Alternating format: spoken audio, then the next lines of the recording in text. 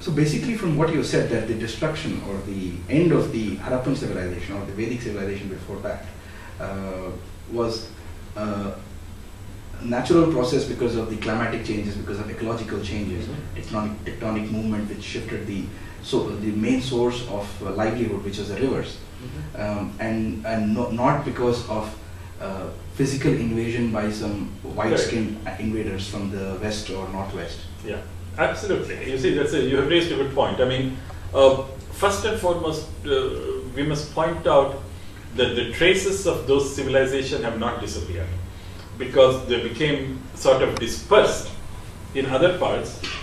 When there is a shortage of water, people go to other areas. Right. That has happened. They went, and the practices changed. For example, they learned the cultivation of dry crops, like jowar, and moved to areas like Gujarat and all that. And they also moved to a greater concentration in the Gangetic plain. The ruins of the Harappan archaeology are due to ecological reasons and pure old age. They're 4,000 to 5,000 years old. And then the civilization became dispersed and moved to other areas. And it's very interesting that the Kassite civilization of Babylonia seems to be an offshoot of this dispersion of the Harappan, the inhabitants of the Harappan civilization. Just as they moved to the Ganga Valley and to the Gujarat area and all that, some of the ruling classes seem to have moved westward into Babylon, and later into to Asiatic Turkey, what is known as the Hittite and the Mitannic people, because they carried many of these ideas.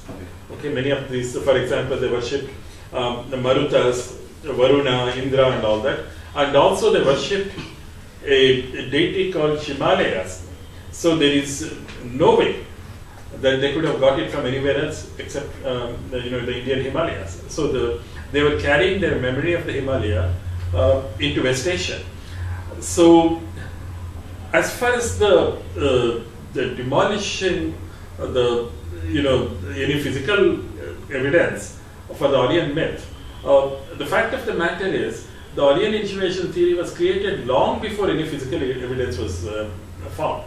It was not based on any physical evidence at all.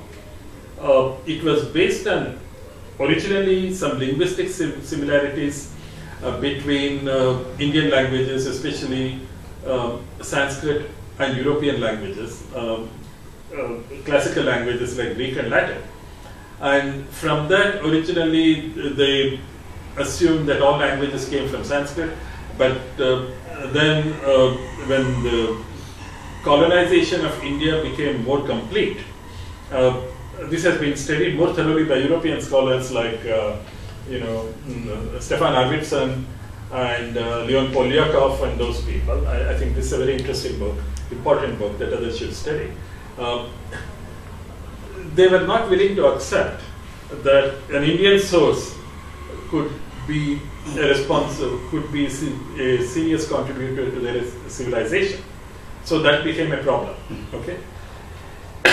So they said it came from there, and it's interesting that the Germans don't call it Indo-European; they call it Indo-Germanic, Indo-Germanish. So that became a dogma. So it became a belief system, and all the data were interpreted, which until about 120 years ago was literary evidence, the Rig Veda, the Mahabharata, and all these kinds of things.